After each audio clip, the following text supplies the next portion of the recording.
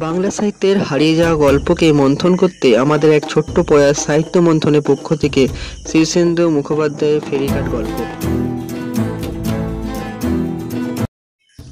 পর্ব 2। কাঁচের টেবিলে ছায়া পড়তেই লাহিড়ী মুখ তুলে, ভালো খবর মশাই।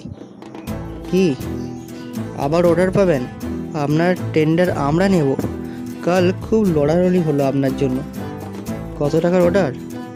কম 1000-5 কিন্তু ব্যাড বুকে আছেন এখন। এই অর্ডারই আপাতত 5 লাখের সমান। মেশিনগুলো যদি পাল্টাতে না পারেন তবে অন্তত মেরামত করে দিবেন। বিল কিছু ছাটকাট হবে, 7000 জায়গায় 1004 পেয়ে যাবেন, কিন্তু সেটা পাবেন মেশিন মেরামতের পর। অমিও স্নান মুখে বসে থাকে। খবরটা ভালোই, খুব ভালো, কিন্তু 5000 অর্ডার ধরা মুশকিল। পেমেন্টটা আটকে রইল।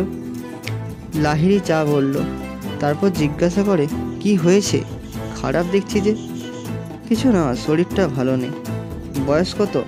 35-36। লাহিড়ী গম্ভীরভাবে বলে, ড্রিঙ্কস একটু আধটু। ছেলে মেয়ে? না। স্মোক? দিনে 40-50টা। চেক আপ করান হার্ট, ব্লাড, ইউরিন। চা এসে যায়। দামি চায়ের গন্ধ ভালো লাগে অমিয়র। আস্তে আস্তে চেখে চেখে খাই। প্যাটারসন অগিলিভ অ্যামালগেশনের পুরনো কোম্পানি। ব্রিটিশদের হাত থেকে গত বছর কিনল এক পাঞ্জাবি। 10 বছর প্যাটারসনের সঙ্গে ব্যবসা করেছে অমিয়। সকলের সঙ্গে চেনা হয়ে গেছিল, গুডউইল তৈরি হয়ে গেছিল। সেনগুপ্ত ডুবিয়ে দিয়ে গেল। পুরনো সাপ্লায়ার বলে প্যাটারসন অমিয়কে ছাড়ল না, কিন্তু নিচু নজরে দেখবে এখন। বেশি টাকার অর্ডার দিতে ভয় পাবে। লাহিড়ীর খাই বেশি নয়, 1% নেয় বিল থেকে। অন্য পারচেস অফিসারদের বায়নাক্য অনেক, সেই তুলনায় লাহিড়ী দেবতা। অমিয় উঠে বলল, অনেক ধন্যবাদ। খবর নেই? ক্যাপিটাল তুলে নিয়ে গেছে। হ্যাঁ, ওসব মাল আমরা চিনি, আপনিই চিনতে পারেননি। অমিয় দীর্ঘশ্বাসটা চেপে রাখে। নিচে এসে আবার স্কুটারটা চালু করে অমিয়। কোথাও যাওয়ার নেই, সব জায়গায় পাওনাদাররা বসে আছে। 1010-12 টাকার ক্রেডিট বাজারে। গোটা 2 বিলের পেমেন্ট সামনের সপ্তাহে পাওয়া যাবে। তার আগে অমিয়র কোথাও যাওয়া হবে না। পেমেন্ট পেলেই কিছু ধার শোধ হবে, হাতে কিছুই থাকবে না। প্যাটারসন অগিলিভ অ্যামালগেশনের পিছনে ফেলে অমিয় স্কুটার ধীরগতিতে। ভ্রমণের গুঞ্জন তুলে চলতে থাকে উদ্দেশ্যহীনভাবে। চললে বাতাস লাগে, থেমে থাকলে গুমট। একটা পেট্রোল পাম্পে থামতেই গুমট টের পায় সে। 3টে গাড়ি তেল নিচ্ছে, কাজে একটু অপেক্ষা করতে হয় তাকে। কাঁচা পেট্রোলের গন্ধে একটা মাদকতা আছে। গন্ধটা বারবার ভালো লাগে তার। মন চনমন করে ওঠে, বুক ভরে সে পেট্রোলের গন্ধ নেয়, ঝিমোয়। কয়েক মুহূর্তে শার্টের নিচে ঘাম কেঁচোর মতো শরীর বেয়ে নামে, হাতের তেলও ভিজে যায়। পিছনে একটা গাড়ি তীব্র হর্ন দেয়। অমিয় ঝাঁকুনি খেয়ে চোখ চায়। সামনের গাড়ি চলে গেছে। অমিয় এগোয়, ট্রাক ভর্তি তেল নেয়, আবার স্কুটার ছাড়ে উদ্দেশ্যহীনভাবে ঘুরতে থাকে। মধ্য কলকাতার অফিস পাড়ায় কত বাড়ি তৈরি হচ্ছে, দারুণ দারুণ সব বাড়ি। লাখ লাখ টাকা খরচা, ভিতরে কোটি কোটি টাকার লেনদেন। অফিস, কোম্পানি, ব্যাংক, জীবন বিমার বাড়ির ছায়ায় ছায়ায় অমিয় তার স্কুটি চালায়। শরীরে ঘাম মরে আসে। হাসি কিছু টাকা চেয়েছে, কত টাকা তা বলেনি। স্টিলের আলমারিতে 100-3 আছে মনে হয়। অমিয় পকেটে বড়জোর 100 হাসি জানে অমিয় এখন দড়ির উপর হাঁটছে, তাই সে বেশি নেবে না বোধ হয়। হাসি টাকা চায় না, মুক্তি চায়। কিন্তু ওকে এ সময় কিছু টাকা দিতে পারলে অমিয় খুশি হতো। সোনাদা যে ব্যাংকে চাকরি করে, সে ব্যাংকটা পেরিয়ে যেতে যেতে হঠাৎ থেমে অমিয়। বছর 3 আগেই সোনাদা অ্যাকাউন্টস অফিসার ছিল, এখন কি আর একটু উপরে উঠেছে? সাহেবী ব্যাংক, এক গাদা টাকা মাইনে পায় সোনাদা। কপালটা বড় হয়ে অনেকটা মাথা জুড়ে টাক পড়েছিল, এখন বোধ হয় টাকটা পুরো হয়ে গেছে। সোনাদা বরাবর গম্ভীর, দেখা হলে হাসে না, কোথাও বেশি বলে না, পাত্তা না দেওয়ার ভাব। কিন্তু অমিয় জানে সোনাদা মানুষটা বাইরে ওই রকম, ওর মুখে কথা কম, ভাবের প্রকাশ কম, কিন্তু এখনও অমিয়কে দেখলে ওর চোখের পাতা কাঁপে স্নেহ মমতায়। কত কষ্ট করেছে সোনাদা, বড় কষ্টে মানুষ। অমিয় স্কুটার থেকে নেমে শীততাপ নিয়ন্ত্রিত ব্যাংকটায় ঢুকে যায়। সোনাদার কাছে কোনো কাজ নেই, তবু একবার অনেক দিন বাদে দেখা করে যেতে বড় ইচ্ছে করছে। মনটা ভালো নেই। কাউন্টারে ভিড় অজস্র। সুন্দর কাউন্টারে ছাওয়া, চারদিকে রঙিন দেয়াল, টিউবলাইট, সব মিলিয়ে ব্যাংকের ভিতরটা বেশ চমৎকার। জিজ্ঞাসা করতে একজন পিয়ন সোনাদার ঘর দেখিয়ে দেয়। ঘষা কাচের পাল্লা, বাইরে টুল বেয়ারা বসে আছে, একটা টেবিলের উপর সাজানো স্লিপ, ডট পেন। নিজের নাম লিখে আমিও স্লিপ পাঠাই। একটু পরে বেয়ারা এসে ডাকে। প্রকাণ্ড টেবিলের উপর সন্ধ্যার পোশাকে সোনাদার প্রথমটায় আত্মীয় বলে ভাবতে কষ্ট হয় তার। গোলাপি রঙের টাক মাথায়, নীলাভ কামানো গাল, খুব ব্যস্ত। একবার চোখ তুলে আবার কাগজপত্রে ডুবে গেল। বসলো না। অমিও একটু হেসে নিজেই বসে। সোনাদা ওই রকমই, বসতে বলে না। জানে বসতে বলার কিছু নেই, অমিও তো বসবেই। এটা তো সোনাদার ঘর নয় কি? ছেলেবেলা থেকেই তারা ভাই বোনেরা একে অন্যের আপন বলে ভাবতে শিখেছিল। যৌথ পরিবারে ওই একটা রক্তের গুঁড়ো সম্পর্ক তৈরি করে দিয়ে গেছে এই জীবনে, আর ওটা ভাঙবে না। সোনাদা এবার এক ফাঁকে প্রশ্ন করে, পড়েছিস? কেন? শরীরটা ভালো নেই। কোম্পানি লালবাতি জ্বালেনি তো? জ্বালছে, জ্বালাই উচিত। তখন যদি ব্যাংকে চাকরিটা নিতিস, আজ কত মাইনে হতো জানিস? কত? 1000 খানেকের উপরে গদর্ব। মাসে হচ্ছে অনেক বেশি রোজগার আমি করেছি। ব্যবসা বলে তোমরা গুরুত্ব দাও না। বাধা মাইনের লোকেরা ব্যবসাকে ভয় পায়। সোনাদা ভুকুচকে একটু তাকায়। কোথায় একটু গোপন বোতাম টিপে বাইরে রিডি করে বেল বাজে। বেয়ারা এলো, সোনাদা চা আনতে বলে, তারপর আবার কাজকর্মে ডুবে যায়। ঠান্ডা ঘরখানা, অমিও ঝিমুনি আসে। সোনাদা আবার চোখ তুলে তাকে দেখে। হঠাৎ জিজ্ঞাসা করে, প্রবলেমটা কি? তুমি বুঝবে না। অমিও শ্বাস ছাড়ে, তারপর বলে, সোনাদা তুমি কি প্রমোশন পেয়েছো? চাকরিতে থাকলে প্রমোশন হবেই। তোর মতো ব্যবসাদাররা চিরকাল ব্যবসাদারই থেকে যাবে। তুমি কি খুব বড় পোস্টে আছো? সোনাদা হাসে, মাথা নাড়ে। তাহলে আমার ব্যবসার জন্য তোমার ব্যাংক থেকে কিছু টাকা ধার পাইয়ে দাও না। তোকে ধার দেবো কেন? ইন্ডাস্ট্রি বা এগ্রিকালচার হলেও না হয় কথা ছিল। যদি সিকিউরিটি দেখাই, যদি হাই ইন্টারেস্ট দিই। সোনাদা ভুকুচকে বলে, তোর আবার সিকিউরিটি কি? একটা পুরনো স্কুটার, 30 নম্বর ধর্মতলার একখানা ভাগের অফিস, আর কি আছে তোর? বড়জোর একখানা রিফিউজ সার্টিফিকেট, তা সেখানেও বোধ হয় হারিয়ে ফেলেছিস। কাজে লাগাতে জানলে রিফিউজ সার্টিফিকেট একটা মস্ত অ্যাসেট, কিন্তু তা তুই লাগালি কোথায়? অমিও চুপ করে থাকে। সোনাদা আবার জিজ্ঞাসা করে, প্রবলেমটা কি? অমিও উত্তর দেয়, তুমি বুঝবে না। মানুষ কত রকম গাড্ডায় যে পড়ে সোনাদা। তোর গাড্ডাটা কী রকম? অমিও শুধু হাসে। চারিদিকে একবার তাকায়। যে চেয়ারে সে বসে আছে তা ফোম রাবারের গদিওয়ালা, টানলে শব্দ হয় না, ভীষণ ভারী। টেবিলখানা লম্বা, এলের মতো। ঘষা কাচের দরজা, ঢেউ খেলানো কাঁচ দিয়ে তৈরি ঘরের পার্টিশন। ওপাশে লোকজন চললে কাচের ঢেউ বিচিত্র প্রতিবিম্ব দেখা যায়। এই একখানা চেম্বার করতে ইন্টেরিয়ার ডেকোরেটর অন্তত 10-20 হাজার কি তারও বেশি নিয়েছে। এরকম একখানা অফিস ঘর বানানোর ইচ্ছে তার অনেক দিনে, কিন্তু আর হবে না। এরকম নিস্তব্ধ কাঁচের ঘর মাছি হলে যেখানে শব্দ পাওয়া যায়, এরকম ঠান্ডা ঘর, ফোম রাবারের গভীর তলায় তলিয়ে যাওয়া গদি, বিচিত্র ডিজাইনের সেক্রেটারিয়ের টেবিল, আলো, এইসব আর কোনোদিন হবে না। লাঞ্চে তুমি কি খাও সোনাদা? তোর মুন্ডু। এই ঘরটা সাজে কত খরচা পড়েছে? তোর মতো 10টা ব্যবসাদারকে বিক্রি করলে যত ওঠে। এরা তো আমার বাড়ি ভাড়া দেয়। গাড়ি? সোনাদা তাকে গ্রাহ্য না করে কাজ করে যায়, কিন্তু সোনাদার কপালে কয়েকটা দুশ্চিন্তার রেখা দেখা দেয়। কাজ করতে করতেও এক আধবার চোরা চোখে অমিয়কে দেখে নেয়। অমিয় বলে, উঠি। বস, প্রবলেমটা কি বলে যা। কিছু না। টাকা সত্যিই চাস? অমিয় মাথা দাঁড়ে, না। দরকার হলে ম্যাক্সিমাম 1000 খানেক নিতে পারিস। ব্যাংকের টাকা নয়, আমার টাকা। কোনো দিন নিয়েছি? সোনাদা চুপ করে থাকে। অমিয় বলে, তুমি যদি সাপ্লায়ার হতে কিংবা সুৎখোর মহাজন কি আমার ক্লায়েন্ট, তো নিতাম।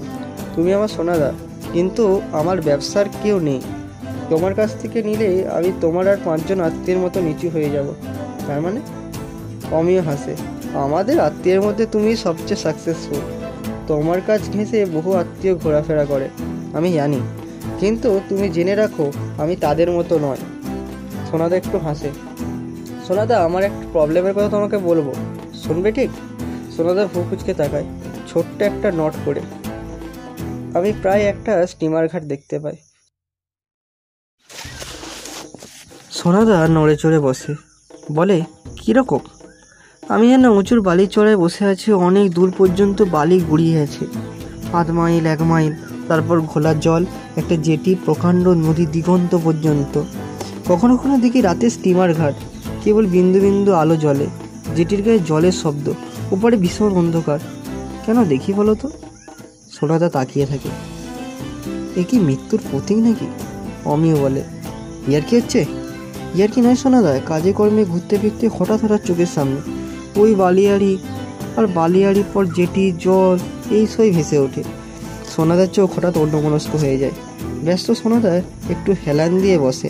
টেবিলের ওপর থেকে হাতড়ে ইন্ডিয়া কিংসের সোনালি প্যাকেটটা তুলে নিয়ে একটা সিগারেট ধরায়।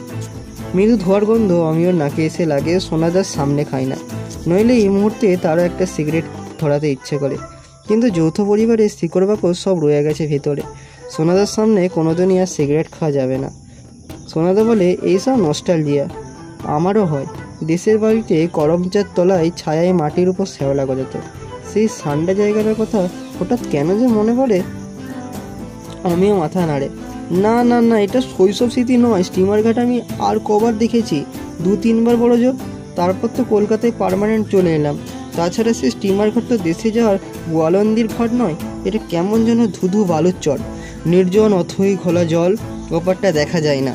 সোনাদা হাসে, বলে, ভালো খাওয়া দাওয়া কর, হাসিকে নিয়ে কিছুদিন বাইরে টাইরে ঘুরে আর, দেখবি সব সেরে যাবে। অমিও অবাক হয়ে বলে, কেন? তুই এসব সারাতে চাস না? সারাতে চাইছে কি? আমার তো খারাপ লাগে না। কলকাতার ভিড়ভাট্টা, গরম, ঘাম, কাজে কর্মের ভিতরে মাঝে মাঝে হঠাৎ ছুটি পেয়ে একটা অচেনা স্টিমার ঘাটে চলে যায়, বালিয়াড়িতে বসে থাকি, বেশ লাগে। একে সারাবে কে? শুধু জানতে চাইছি ব্যাপারটা কি, তুমি জানো? উত্তর দেওয়ার সময় পায় না সোনাদা। স্টেনোগ্রাফার পার্সি মেয়েটি ঘরে ঢুকে, লম্বা ফর্সা ভাঙাচোরা মুখ, তবু মুখে একটা অদ্ভুত শ্রী আছে। দারুণ একখানা বাটিকে শাড়ি পরেন। মেয়েটি সোনাদার ডান দিকে গিয়ে নিচু হয়ে একটা টাইপ করা চিঠি দেখায়। কথা বলা বলি হয়। ততক্ষণ অমিও মেয়েটির শাড়ি দেখে। হয়তো বা এরকম শাড়িতে হাসিকে ভালো মানাতো। হাসির কথা বনে বলতেই অমিয়ের এক ধরনের শারীরিক কষ্ট হয়। বুকে পেটে জুড়ে একটা তীক্ষ্ণ বেদনার আভাস পাওয়া যায়। দম বন্ধ হয়ে আসে, বুক ধরফর করে। একটা চেক আপ বোধ হয় অমিওর দরকার ছিল। বয়স 35-36, রেগুলার জীবন, অতিরিক্ত চা আর সিগারেট, ব্যবসার উত্তেজনা, সব মিলিয়ে ভিতরটা ভালো থাকার কথা নয়। হাসিকে এই শাড়িটাই বোধ হয় এখনও মানায়। নীলের ওপর হলুদ বাটিকের কাজ, পকেটে 100-র কাছাকাছি টাকা আছে। বাজার ঘুরে একবার খুঁজে দেখবে নাকি শাড়িটা? অবশ্য তার হয় না। হাসি বড় অবাক হবে, তাকিয়ে থাকবে, বা 2-একটা বিদ্রুপাত্মক কথাও বলতে পারে। দরকার নেই। হাসি নিষ্ঠুর, তার হৃদয় নেই। মেয়েটি ফাইলিং ক্যাবিনেটে কাগজপত্র ঘাটে। সোনাদা আবার কাজকর্মে ডুবে যায়। 1-2-4জন করে অফিসে লোকজন আসে, সুন্দর পোশাকে চটপটে লোকেরা। সোনাদা হাত বাড়িয়ে হ্যান্ডশেক করে, চমৎকার ইংরেজিতে কথা বলে। বিজনেসের পিক আওয়ার। সোনাদার দম ফেলার সময় নেই। এক ফাঁকে অমিও বলে, সোনাদি ওঠি।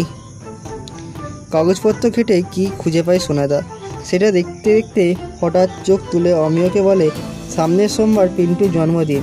তোর বৌদি হয়তো হাসিকে খবর দিয়েছে, তো বলে রাখছি, বিকালের দিকে হাসিকে নিয়ে চলে যাস, রাতে খেয়ে একবারে ফিরবি। আচ্ছা, তো স্টিমার ঘাটের ব্যাপারটা আমি ভেবে দেখব। অমিয় হাসে। জন্মদিনে যাওয়া হবে না, স্টিমার ঘাটের কথা সোনাদা ভুলে যাবে। ব্যাংকটা থেকে বেরোতেই জড়ো কলকাতা চেপে ধরে। কি তাপ রোদে, গুমোট।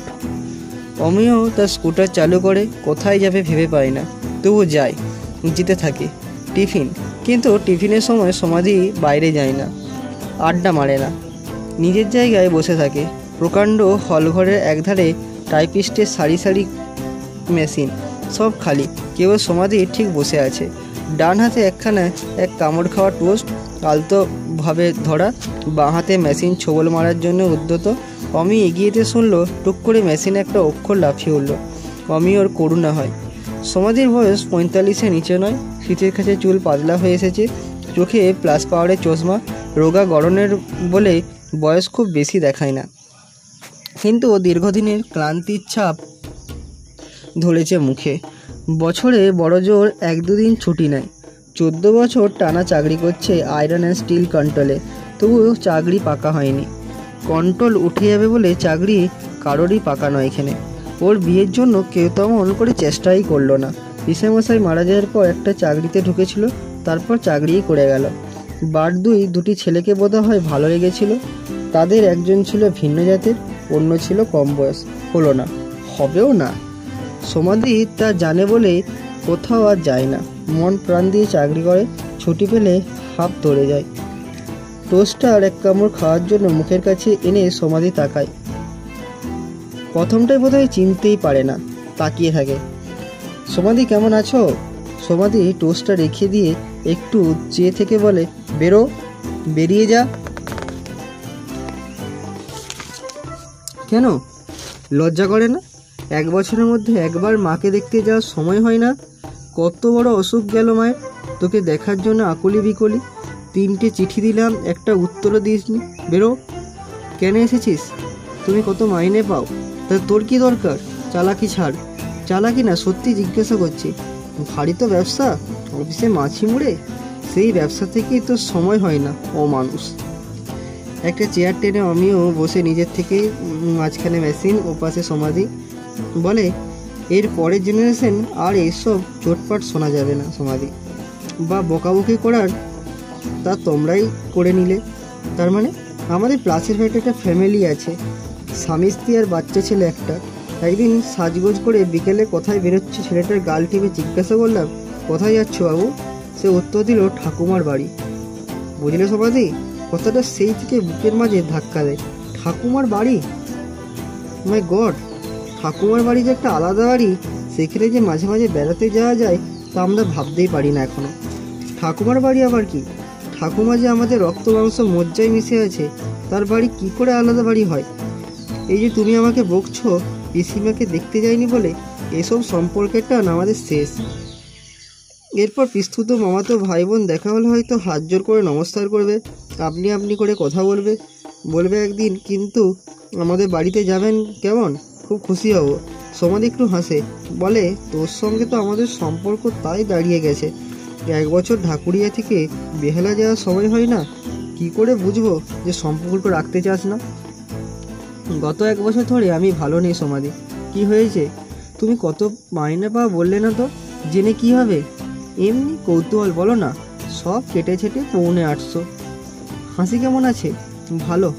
গত বছর তুমি এক স্টিলের আলমারি কিনেছো আর একটা সিলিং ফ্যান না?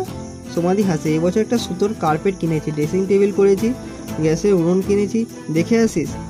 850-র মধ্যে কি করে ম্যানেজ করো? তোমার তো উগলি রাস্তাও নেই, এইসব জানতে এসেছিস? হাসিকে নিয়ে কবে যাবি বল? তোমরা পোষ্যও তো কম নয়, পিসিমা, নিতা, তোমার জেঠতুতো ভাই আমার কাছেই থাকে। কি করে ম্যানেজ করো? কি করবো, তোরা ভাইরা তো আর মাসও খালা দিস না, ওতেই কষ্টের সিস্টেম ম্যানেজ করে নি। একটা টোস্ট দিয়ে টিফিন সারি, বিড়ি সিগারেট খাই না, সাদামাটা পোশাক পরি, সিনেমা দেখি কালে ভাত দে, কোথাও বেড়াতে যাওয়া নেই। তোদের তো তা নয়। হাসির খবর কিছু বললি না, বাচ্চা কাচ্চা হলো নাকি? তুমি খুব কষ্ট করো না সমাজে? দূর পাগলা, তোর হয়েছে কি? এসব বলছিস কেন? তুমি এত কষ্ট করছো কেন? কেন আবার নিজের জন্য? তোর নিজের জন্য কষ্ট করে সুখ কি? কষ্ট করলে করতে হয় ভালোবাসার মানুষের জন্য। তুমি সবচেয়ে বেশি কাকে ভালোবাসো সমাধি? কি জানি, তোর হয়েছে কি? কিছু না। হাসিকে নিয়ে কবে যাবি বল? হাসি তো আমাদের ভালো করে চিনলই না। যাবো একদিন ঠিক। আগে বল, তুমি কার জন্য এত কষ্ট করছো? বললাম তো নিজের জন্য। তবে তো তুমি নিজেকে ভালোবাসো। বললাম তো বাসি। আমি বাসি না, তুই হাসিকে বাসিস। ভালোবাসলেই হলো। নিজেকে ভালোবাসলে হাসিকেও ভালোবাসা যায়। এই যে তুমি নিজেকে ভালোবাসো বললে, স্বামী পুত্র হলে তাদেরও বাঁচতে বাঁধা হতো না। ভালোবাসা তো আর মাস মাইনে নয় যে টান পড়বে। হাসির সঙ্গে ঝগড়া করেছিস নাকি? কি হয়েছে বল? দরকার না হলে আমি না হয় গিয়ে হাসিকে বুঝিয়ে সুঝিয়ে মিটমাট করে নিয়ে আসি। মাত্র 3 বছর হলো বিয়ে হয়েছে, এখনই ঝগড়াঝাটি হলো? পাকামি করণরা। ম্যারেড লাইফ সম্পর্কে তুমি কি জানো?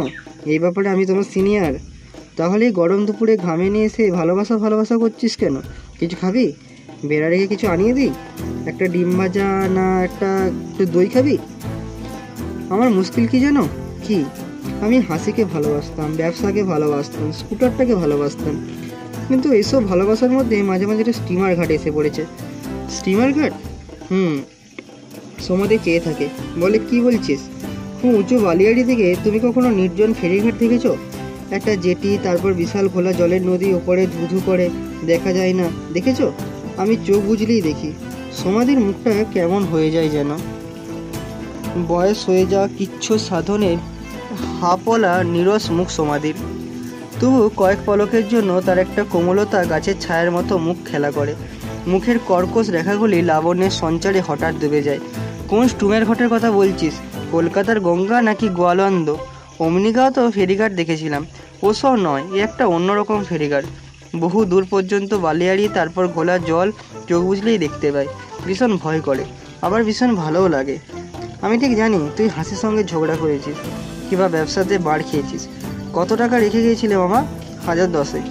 সেটাই ভুল হয়েছিল। কে যে তোর মাথায় ব্যবসা ঢুকিয়েছিল? বাঙালির ছেলে আবার কবে ব্যবসা করতে শিখেছে? তার চেয়ে একটা বাড়ি কবে ভাড়াটে বসিয়ে গেলে। স্টিমার ঘাটের কথা তুমি কিছু জানো? কি জানবো, তোর মাথায় ওসব পাগলামির পোকা। হাসিকে নিয়ে কবে আসবি বল? তোমার কিছু মনে হয় না স্টিমার ঘাটবো ওরকম কিছু? সমাধি হাসে, বলে আচ্ছা জ্বালাতন, ভাবনা চিন্তা করো সময় কোথায় আমার বলতো? সকাল 8:30টায় লেডিস স্পেশাল ধরতে বেরোই, মাইলখানে হেঁটে বাস রাস্তা, অফিসে সারাক্ষণ কার্ড, ফিরতে ফিরতে 8টা হয়ে যায়। তখন শরীরে থাকে কি? খেয়ে ঘুমিয়ে পড়ি, স্বপ্নও দেখি না। অমিয় শ্বাস ফলে, বলে তুমি কাঠ হয়ে গেছো। একটু ইতস্তত করে সমাধি বলে, তোর দেশের পুকুর ঘাটের কথা মনে পড়ে? খুব বড় বড় কচু পাতা বাতাসে নড়তো, মাছ ফুটফুট কাটতো জলে, কদম গাছের ছায়ায় আমরা গঙ্গা যমুনা খেলতাম। মনে হয় কি শেষ আছে? কত কি মনে হয়। ওসব নিয়ে ভাবনার কি, হাসির সঙ্গে ভাব করে ফেল। ফেরার সময় একখানা শাড়ি আর 2টো সিনেমার টিকিট কিনে দিয়ে যা। কালকের দিনটা হোটেল রেস্টুরেন্টে খাস। এরকম একটু আধটু করলে দেখিস আর ঝগড়া হবে না। তুমি এসব কবে থেকে ভেবে রেখেছো সমাধি? বিয়ে হলে বরের সঙ্গে কি এরকম সব অভিমান হবে সব ভেবে রেখেছিলে? আর বলছো ভাববার সময় পাও না? সমাধি হেসে ওঠে, বলে ঠিক বলেছিস। 1-2 করে মেশিনগুলোর সামনে মেয়েরা এসে বসছে। টিফিন শেষ, অমিয় উঠে দাঁড়ায়। চলি? সমাধি প্লাস পাওয়ারে চশমার ভিতর দিয়ে তাকায়, চোখে অন্যমনস্কতা। বলে সম্পর্ক রাখিস অমিয়, মাকে গিয়ে দেখে আসছিস, হাট ভালো নেই।